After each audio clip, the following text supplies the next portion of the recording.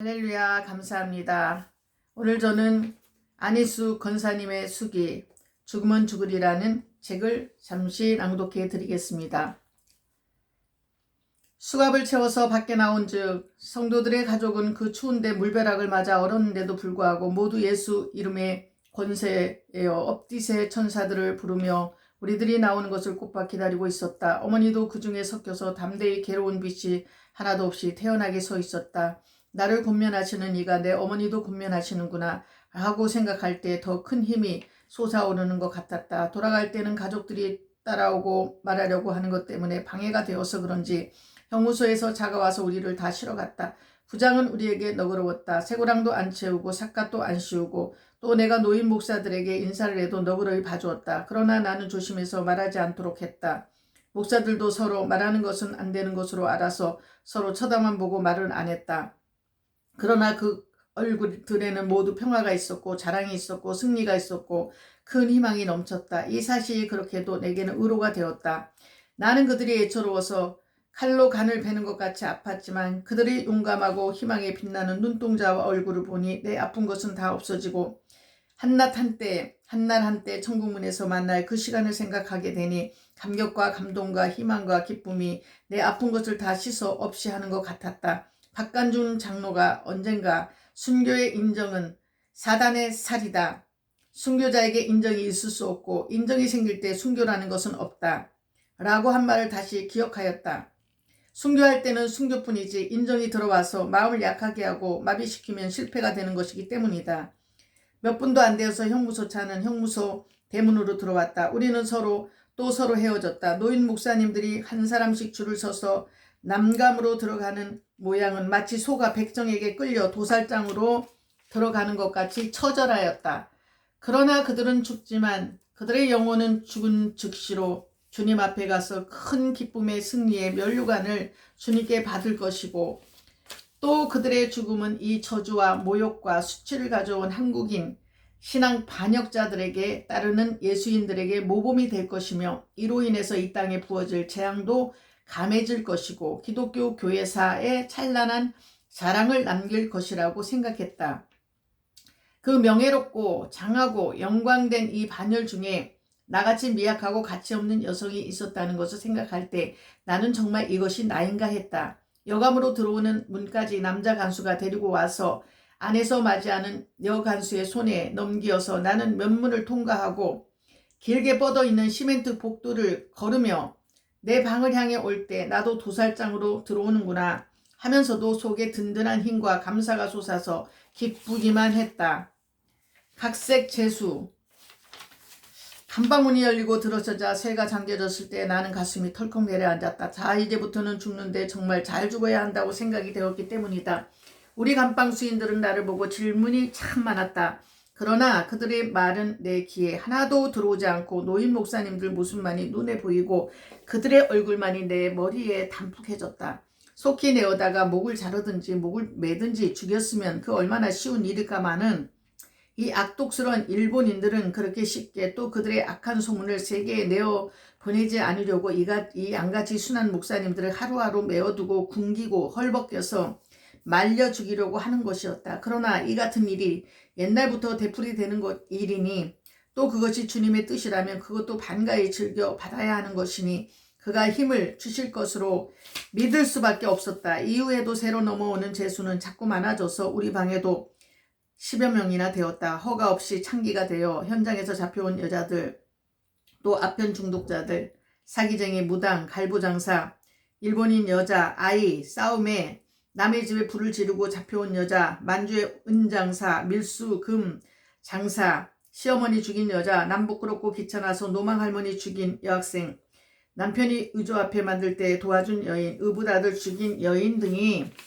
내가 있는 방을 가득 메웠다. 이들의 하는 말은 내가 세상에 있어서 처음 듣는 더러운 말이 많았고 어떤 말을 알아듣지 못할 말도 있었다. 하류계의 말은 너무도 듣기에 더러워서 두 손으로 귀를 꽉 막아도 들려오기 때문에 손가락을 귀 속에 넣고 자꾸 흔들어 대야만 했다. 그 음탕하고 추하고 수치스러운 말은 이 세상에서 들어본 중 유치장에서 듣는 것보다 더 망측하고 진저리가 나고 더러운 것뿐이었다. 이 같은 삶을 살고 이 같은 언어가 있는지가 놀라지 않을 수 없었다. 그러나 절도자들의 하는 말은 처음에는 분이 나고 미워하고 싫었지만 자주 들으니 정말 그런 일이 있는가 하고 덜어듣기도 했다.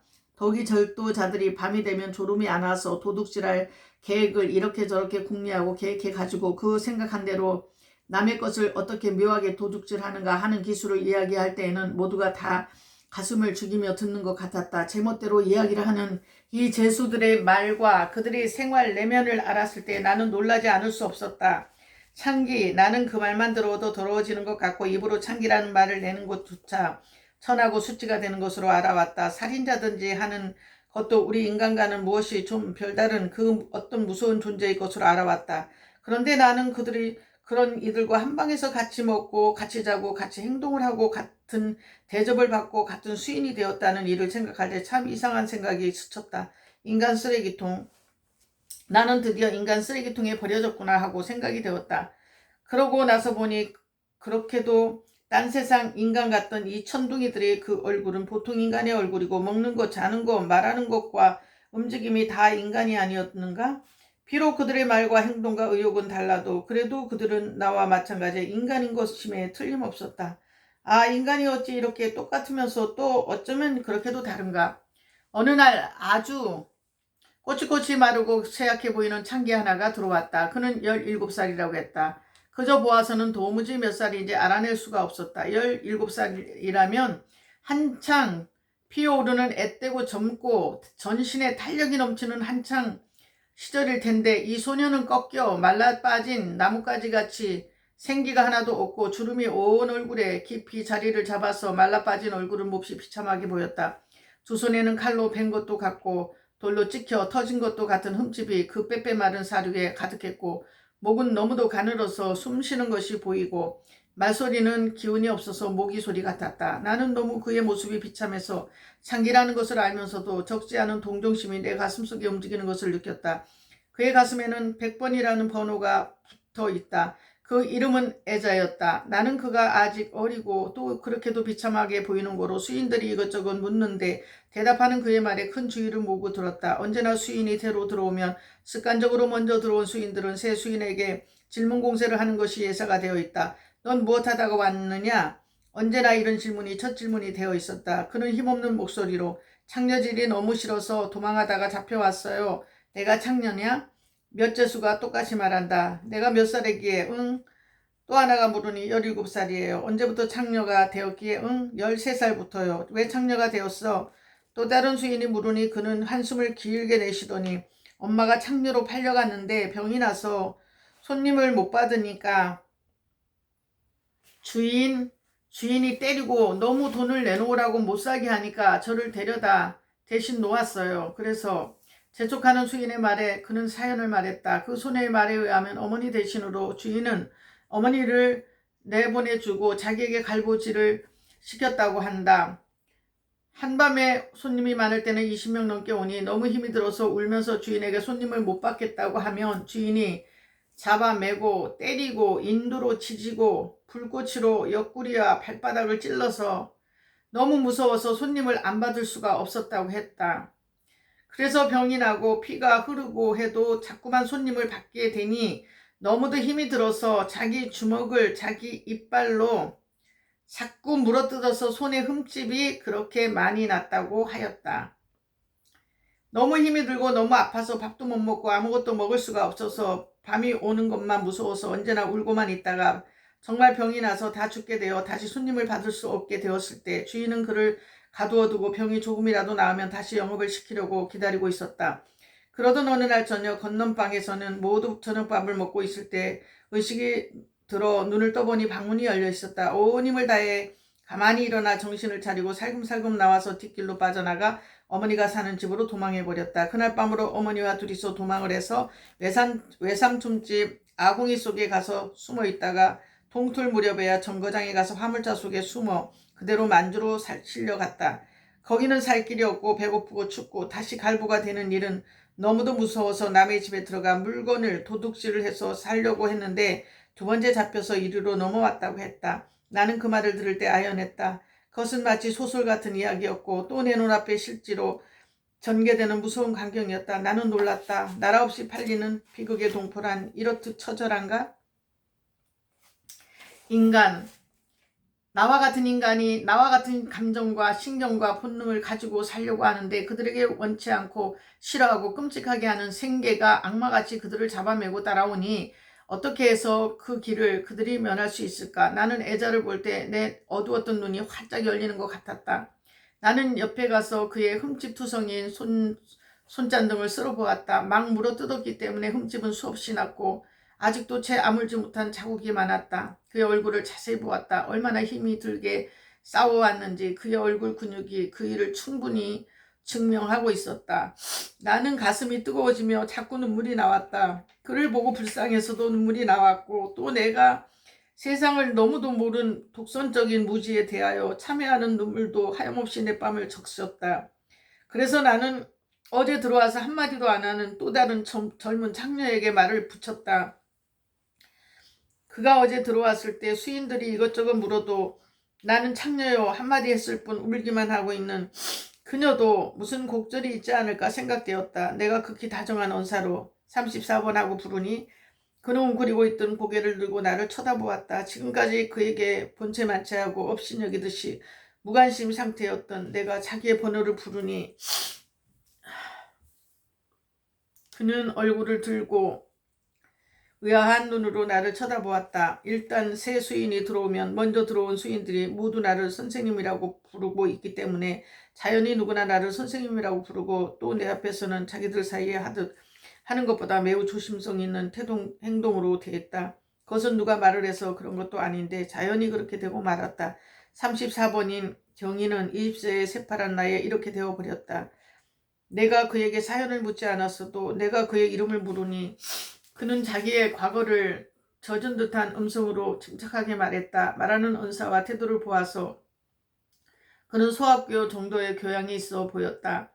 그의 말에 의하면 그는 거의 소학교를 졸업할 무렵에 그의 아버지가 장사를 하다가 실패를 해서 빚만 걸머지고 화병이 나서 자리에 누워버렸다는 것이다. 제주들은 밤낮 없이 와서 돈을 내라고 쫓아다니고 병자인 아버지와 어머니를 못살게 굴고 마침내는 부엌에 있는 숯까지 떼어가고 옷이니 걸레까지도 모두 가져가 버렸다. 어머니는 아버지를 살려보려고 가진 애를 다 썼지만 돈이 없어서 약 한 첩을 못 사드리고 끼니조차 못해드리니 병이 나을 길이 없었다. 경희는 어린 두 동생을 데리고 친척집으로 밥을 얻어먹기 위해서 다녔지만 친척집도 모두 가난해서 그 아이들이 오는 것을 좋아하지 않았고 언제나 쫓아 보내더라고 했다. 너무 배가 고파서 일과 집에서 집으로 돌아오는 길에 논바닥에 어린 동생들과 쓰러져 실신 상태에 있으면 어머니가 와서 같이 쓰러져 가며 데리고 집으로 가면서 항상 울었다고 했다. 아버지의 병세는 물론 굶어 죽다시피 되고 어머니마저 병이 들어 쓰러져 자리에 눕게 되었다. 어린 두 동생들도 기운이 없어서 모두 이리 비틀 저리 비틀하고 자기도 맥이 없어서 걸어 다닐 수 없게 되었다. 그때 같은 동네에 사는 청년이 경희를 찾아와서 자기도 없는 돈을 가져다 주며 쌀과 찬을 사게 해주고 산에 가서 나무를 해다 주었다고 한다. 그러고 보니 그 청년은 결국 자기도 먹지 못하고 경희네 식구를 도왔다고 한다. 그래서 경희는 그 청년에 대해서 깊은 감정이 움직이기 시작해서 결국은 서로 사랑하는 사이가 되었다고 한다. 한 번은 빛을 재촉하러 왔던 채주가 와서 보더니 앞으로는 자기가 일체 살림을 도와줄 테니 염려 말라고 하면서 돈을 조금씩 가져다 주었다고 한다. 이 조금씩 가져다 주는 돈이 무슨 돈인지 따질 겨를도 없이 얼마 주는 대로 동안 주는 대로 받았다. 그러한 도움에 보람도 없이 끝내 아버지는 세상을 떠나버렸고 어머니와 동생이 같이 연명하여 왔다. 그러다가 그 독립 청년도 그곳에서 살 수 없게 되어 만주로 이사갔기 때문에 서로 이별하게 되었다. 그 청년이 만주로 간 후에 한 번도 그를 잊은 적이 없고 밤이나 낮이나 생각은 그 청년이 언제나 돈을 벌어 가지고 돌아오는가 하고 기다렸다고 한다. 경희가 15세 되었을 때 돈을 늘 가져다 준 채주는 아름다운 옷을 지어 가지고 와서 경희에게 입히고 또 적지 않은 돈을 그의 어머니에게 주면서 앞으로도 또 필요한 대로 도와줄 테니 어려워 말라고 하면서 경희에게 좋은 구경을 시켜줄 테니 데리고 가겠다고 했다고 한다. 그 채주가 무언지 싫고 무서웠지만 어머니가 애원을 하면서 채주의 마음을 상쾌하지 말고 따라가서 기쁘게 해주라고 했다고 한다. 그래서 한운 수 없이 따라간 지 그것이 유각이었다. 그는 지긋지긋해서 몇 번이나 도망을 쳤지만 도망하다 잡혀 얼마나 무서운 고문을 받았는지 발바닥은 인두로 지져서 걷지 못하게 만들어 놓고 때리고 불꽃으로 찌르고 하는 것은 예사요. 밥도 안 먹이고 물도 안 주고 손님을 더 많이 받게 했다고 한다. 그래도 기회만 있으면 도망을 하는 것이 습관이 되었다. 이렇게 애를 쓰고 있는데 2년 전에 만주에 가서 돈을 벌어 가지고 온다고 하던 그 애인 청년이 손님이 체하고 찾아왔더라고 한다. 그는 너무도 반갑고 놀랐지만 그 청년은 만주에 가서도 돈을 벌 수가 없었고 경희가 너무 보고 싶어서 돌아오니 잊혀지가 되어 버렸다는 것을 알고 너무도 기가 막혀서 자살을 하려고 했지만 그래도 경희가 그 얼마나 자기를 사랑하는지 알았고 또 경희의 가난이 경희를 그같이 만든 것을 아는 거로 죽기 전에 한번 만나나 보려고 손님으로 가장하여 경희를 찾아왔다고 했다. 그에게 주어진 시간은 아주 짧은 시간이었기 때문에 그저 붙잡고 우는 동안에 시간은 다가고 다음 손님이 와서 재촉을 하기 때문에 또다시 헤어질 수밖에 없었다. 그 청년은 군청에서 서기로 취직을 하고 월급만 받으면 경희에게로 달려왔다. 월급을 받아서 다 주인에게 주면 하루 밤새도록 경희와 지낼 수 있었다. 그러나 그 돈을 다 주면 그대로 1개월 동안 살 길이 없었다. 그래서 월급의 절반을 주인에게 주고 깊은 밤까지 같이 있다가 또 이별을 하는 수밖에 없었다. 2년 동안 그런 생활을 하는데 너무도 괴로워서 둘이서 도망하기로 계획을 하고 만반의 준비를 다 해놓았다. 그러다가 기회를 얻어 도망을 해서 대동강 다리 밑에 숨었다가 거기서 청년을 만나 산속에 숨어 만주로 가다가 잡혀왔다고 한다. 그것은 그 남자가 남의 재산인 경희를 유괴해 내어 손해를 끼쳤다는 제목이었고 경희도 공범자로 잡혀온 것이다. 나는 경희를 다시 보았다. 그는 얼굴이 조금 까무잡잡한 편이지만 매우 잘생긴 얼굴이었다. 그러나 세상에서 너무 시달린 탓인지 그의 얼굴은 무표정했다.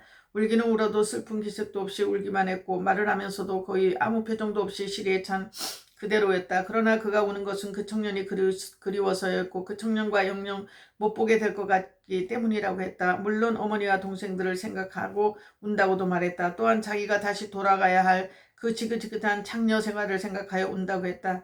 살 길을 찾지 않은 지는 오래되었고 죽으려고 해도 죽을 길이 없어서 운다는 것이었다. 목이라도 메어 죽으려고 몇 번 했어도 자기를 죽도록 놓아두지 않을 것이라는 것이다. 조금만 더 있어 주었으면 숨이 끊어졌을 텐데 숨이 지기 전에 또 발견이 되었다고 한다. 한 번은 어떤 손님에게 하루를 팔려서 대동강에 뱃놀이를 하러 갔다고 한다. 그래서 야 이제는 죽을 기회가 왔구나 하고 대동강에 손님과 같이 가서는 놀 새도 없이 단번에 물속에 뛰어 들어갔는데 이 손님이 왈칵 물속에 뛰어 들어와서 내 배 밑에 들어간 자기를 건져내더니 당장에 경찰에 보고하고 자기를 주인에게 돌려보냈었다고 한다. 선생님 죽을 길이 없을까요? 그는 말을 마친 후에 이렇게 내게 물었다. 나는 그 말에 놀랐다. 죽을 길을 찾는 자에게 오 주여 살 길을 가르쳐 주게 하여 주옵소서.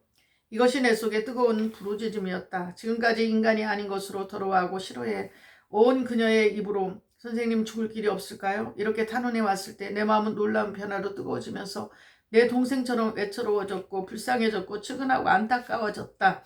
하나님이 그 어떠하신 은사로서 나는 이렇게 귀한 금그릇으로 지으셨고 애자나 경희는 똑같은 인간인데 이렇게도 불쌍하고 가련한 종지로 만드셨을까? 그것은 엄연하신 하나님의 뜻이 있어서 우리가 우리 집에 은그릇 금은 숟가락이 있는 동시에 노띠아도 있고 요광도 있는 것이나 다름이 없는 것일까?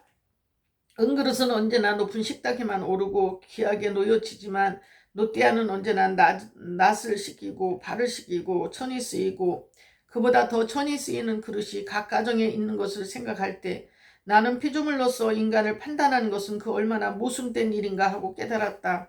나는 이러한 생각을 하며 같은 방에 갇혀있는 모든 수인의 얼굴을 전보다 좀 더 유심히 친근하게 보았다.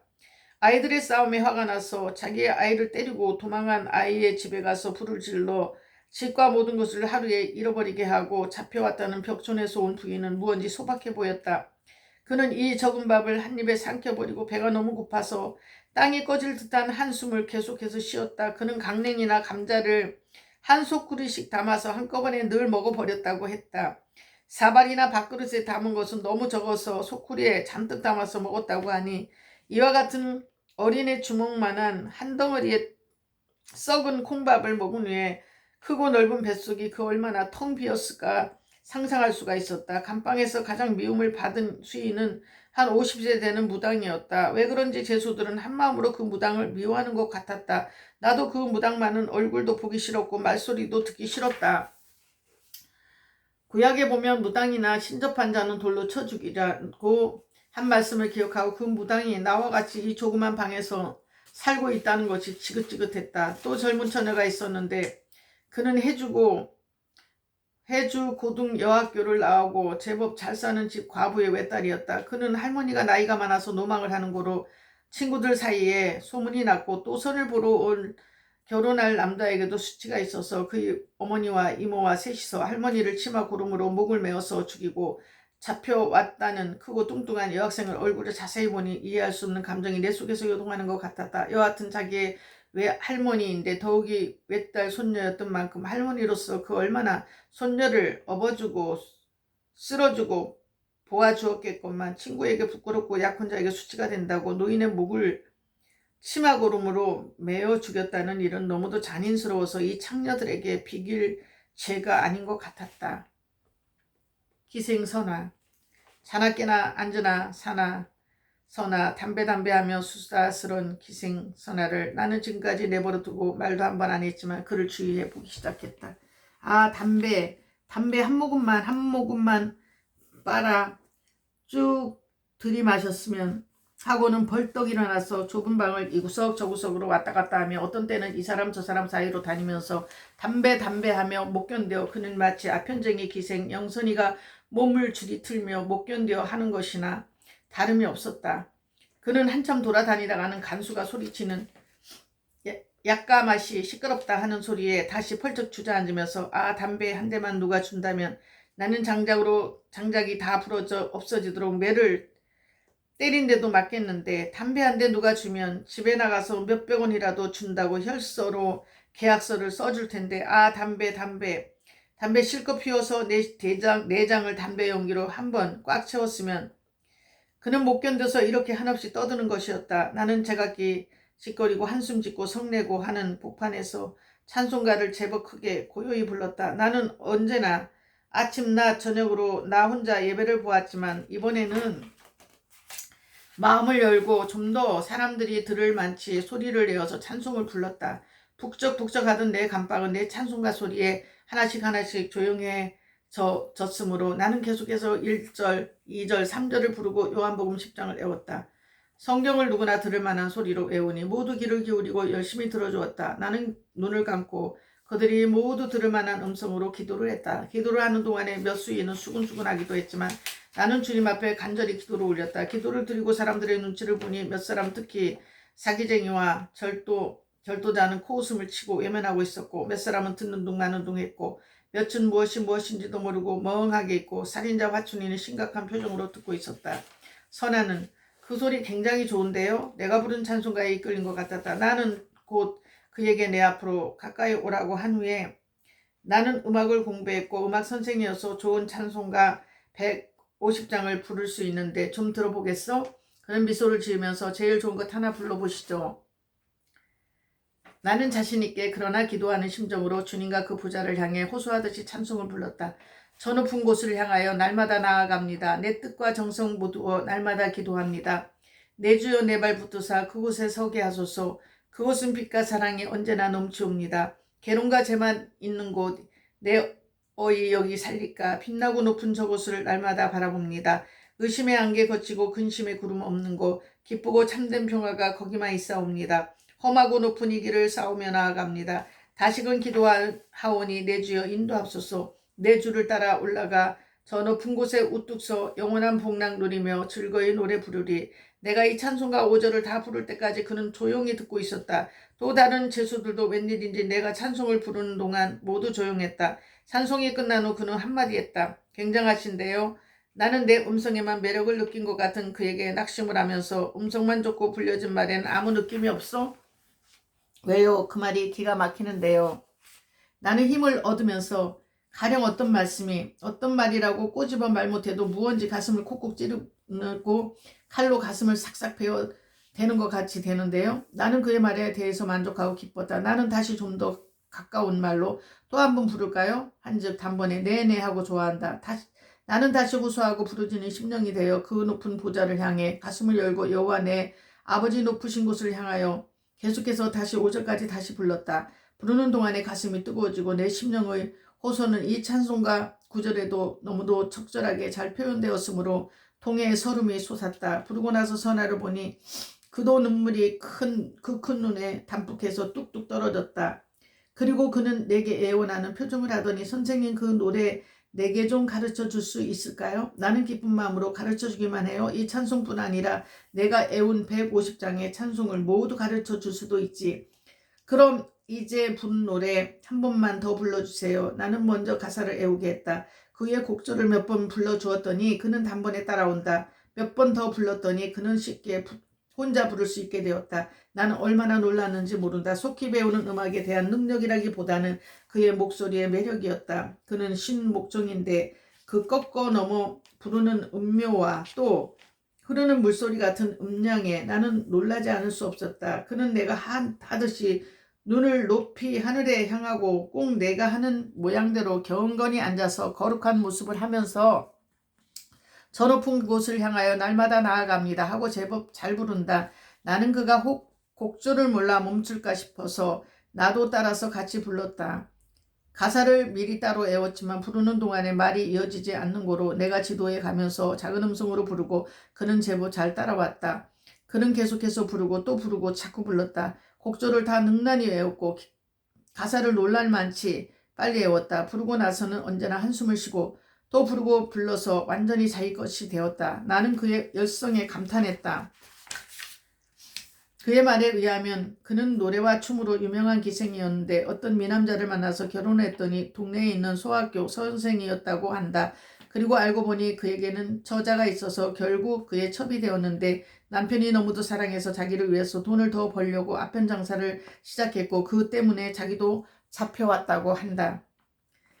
그는 남편이 아편을 팔아 돈을 많이 벌어서 큰 집을 짓고 호화판으로 지내는 이야기를 무수히 하였다. 그리고 담배를 얼마나 많이 피웠는지 니코틴에 중독이 되어 이젠 담배 피우고 싶은 것 때문에 미칠 것 같다고 했다. 모든 수인들이 모두 안타까워하고 배고파하고 울고불고 하는데 나만은 그렇게도 태연하고 평안해 보여서 이상한 감이 있었는데 내 찬송 소리에 놀라서 그 찬송을 들으니 이렇게도 감동이 되고 가슴이 저리고 아파진다고 했다. 나는 이 기회에 이들에게 내가 가지고 있는 이 귀한 복음을 전해야 할 책임과 의무를 느꼈다. 선아와 화춘이는 내 말을 들으려고 하지만 선아의 쉴 줄 모르는 그 음담은 내 성격에 도무지 맞지 않아서 그와는 한마음이 되지 않았다. 그래서 그가 말을 하면 나는 내 말만 들어야지 내 말은 할 필요가 없다 하고 제지하지 않을 수 없었다. 그가 만일 사회 같았으면 내 얼굴을 다시 보지도 않고 물러갔을 것이지만 이곳은 감옥이라 피할 수도 없고 도망칠래야 칠 수도 없었다. 그는 어떻게 해서 기분이 좀 나빠진 것 같았지만 웬일인지 내게 순종했다. 하여간 나는 그에게 복음을 전해야만 했다. 그가 소학교, 고등학교 2년을 다녔으니까 아마 선생님 하고 불리는 내게 선생의 의미에 대한 인식이 그를 자욱해 하는 그런 면도 있는 것 같았다. 나는 생각을 하고 또 해서 선아에게 적절한 성경 말씀을 알게 해 주어야 할 것 같아 누가복음 16장 19절에 있는 부자와 나사로의 이야기를 하기로 했다. 이야기하는 만큼 모든 사람이 다 들었다. 이야기 중에 부자가 그 펄펄 불붙는 지옥에 가서 어쩌다가 눈을 들어 높은 데를 보니 거기 높은 평안한 자리에 아브라함이 앉았고 그 품속에 언젠가 본 것 같은 낯익은 사람이 안겨 있었다. 자세히 보니 그것은 얼마 전에 자기가 세상에서 부자로 살며 잘 먹고 호화로이 살 때 전실에 헌대가 나서 자기 집 대문에 누워 자기 상에서 떨어지는 것을 먹던 거지 나사로였다. 그는 부지 중에 손을 들어 부르짖었다. 아브라함이여, 아버지 아브라함이여, 나를 불쌍히 보아주세요. 내가 이 불 가운데서 너무 괴로워 못 견디겠는데 그 품에 안긴 나사로에게 그 손가락 끝에 물을 좀 적셔서 내 혀에 떨어뜨려 이 타고 불붙는 내 혀를 조금만 서늘하게 하여 주옵소서.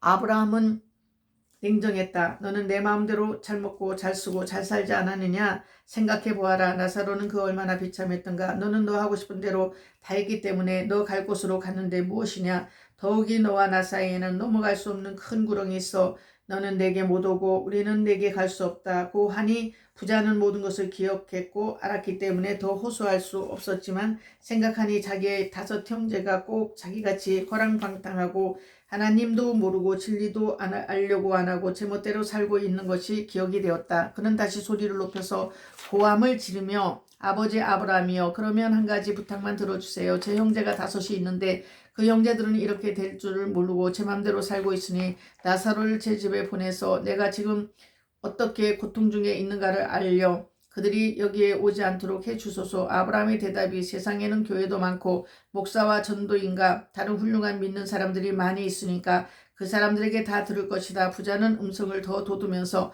아브라함 아버지여 그렇지 않습니다. 저도 그 사람들의 말을 듣지 않았어요. 그러나 나사로가 다시 세상에 나가서 그들에게 이 사실을 전하면 들을 것 아닙니까? 이렇게 애원하니 아브라함의 대답은 아무리 교회가 많고 복음을 전하는 자들이 많아도 예수를 믿지 않는 사람들은 비록 죽은 사람이 다시 살아나서 그들에게 나는 죽어서 지옥을 정경을 보았다고 말해도 믿지 않는다고 말했다.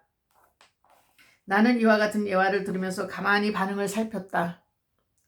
그들은 모두 무엇에 감동된 것 같았다. 나는 한층 더 나아가서 여하튼 하나님이 분명히 우리에게 가르쳐 주시기 위해서 죽은 자 가운데서 나사로를 보내지 않으시고 그의 아들 예수님을 보내서 자 천국이 있고 지옥이 있다. 내가 가고자 하는 데는 천국이냐 지옥이냐. 천국에 오고 싶으냐 내 아들 예수 그리스도를 믿고 씻고 의로워져라. 지옥이 원이냐 내 멋대로 내 좋은 대로 내 기뻐하는 길로 가라. 그곳은 큰 구렁텅이로 불이 펄펄 붙는 지옥. 너와 같은 자들이 모여 이를 갈고 가슴을 치기를 영원히 하는 구의 구렁텅이라고 하셨고 그것을 심각히 가르쳐 주기 위해 33년간 사람이 되어 주시고 그 아들을 십자가에 못을 받기까지 하시도록 우리를 생각하여 주신 이가 하나님이십니다. 나는 그래서 예수님의 마음을 아프시게 할 수가 없어 지금 죽기까지 예수님이 안 좋아하시는 죄를 짓지 않으려고 이와 같이 재수가 된 것이지요.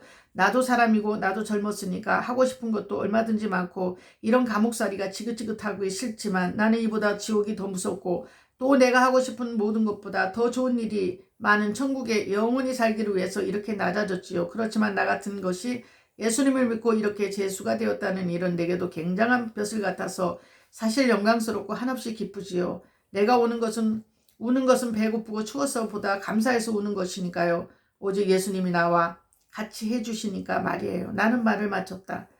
그리고 이러한 대서나마 전도의 기회를 준 주님께 감사했다. 선하는 이때 감동을 받은 연고인지 열심으로 찬송을 부르고 아침 낮 저녁으로 드리는 예배 시간에 성의 있게 한마음이 되어 주었다. 물론 예배라야 간수몰래 신호 비슷하게 드리는 순간적인 예배지만 어떻게 은혜스러운지 참으로 감격스러웠다.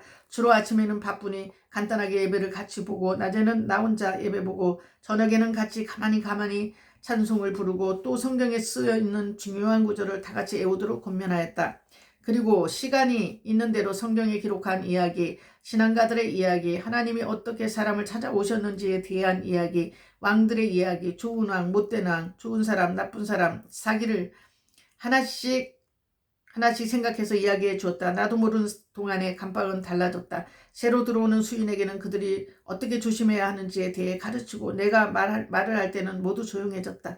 혹 누가 이야기를 하든지 딴짓을 하면 이들은 다 한 태도로 내게 주목하도록 주의시켰다. 나는 이때부터 마음이 몹시 기뻤다. 예수님을 사랑하고 소개하는 일이 이같이 기쁨과 힘을 가져오는 것을 체험했을 때 주님이 승천하시던 마지막 말씀에 너희는 가서 모든 족속으로 제자를 삼아 아버지와 아들과 성령의 이름으로 세례를 주고 내가 너희에게 분부한 모든 것을 가르쳐 지키게 하라 하신 뜻을 깊이 깨달아 느꼈다. 나는 여기 큰 만족을 느꼈다. 어떤 책에서 본 일인데 행복은 만족이다라고 했다. 즉 만족이 있을 때 그것이 행복이다라는 기억했다. 나는 이 만족이 결국 내가 원하며 바라고 찾던 모든 행복의 절정으로 인도된다고 믿었다. 어느 날 나는 예수님의 십자가에 대해서 이 제수들이 알아듣도록 지혜를 다해서 다음과 같이 설명을 했다. 하나님이 천지 만물을 다 지으시고 자기와 같은 인간을 지으셔서 온갖 만물을 다 주시고 다스리게 하시고 누리게 하시고 자기의 친구가 되게 하기 위해서 자기와 같은 성격과 자유를 주셨는데 마귀의 깸에 넘어가서 마귀의 친구가 되어 인간은 자기의 조물주를 멀리 떠나 마귀의 성격을 가지고 요리하며 방황하며 죄만을 좋아하여 하나님과 원수가 되어버렸습니다. 일단 배반을 하고 나니 하나님이 싫어졌고 자기를 망쳐버린 마귀의 소리는 반가웠지요. 마귀의 친구가 되고 마귀의 자식이 되어버린 인간들은 살면 살수록 불만이었습니다. 죽이고 속이고 거짓과 폭행과 부도덕으로 채워진 인간들은 너무도 복이 없고 즐거운 것이 없었지요. 너무 억울하고 너무 가슴 아픈 일만이고 너무 어려워지니 자연히 불려지는 소리는 하나님 하는 것이었습니다. 그래서 하나님은 자기가 지으신 이 인간들이 그렇게도 비참하게 된 것을 보실 때 버려두실 수 없어서 구해주시려고 훌륭한 선생님들을 보내셨답니다. 악마같이 되어버린 인간들은 결단코 하나님이 보내신 선생님들의 말을 듣기 싫어하고 마귀와 합작해서 없애버리려고만 했습니다. 이 땅은 하나님의 원수 마귀의 자식으로 가득 찼고 마귀의 자식들이 된 인간들은 자기를 지으신 하나님을 없다고 무시하고 부인하고 뻔뻔스럽게 잘난 척하고 죄만 좋아 살았지요. 그래서 하나님은 홍수로 다 세상을 멸하시고 그래도 자기를 지으신 하나님을 쫓는 노아와 그 자손을 구원해서 다시 인간들을 길러주셨어요. 오늘은 여기까지 하겠습니다. 여러분들 좋은 시간 되세요. 감사드립니다.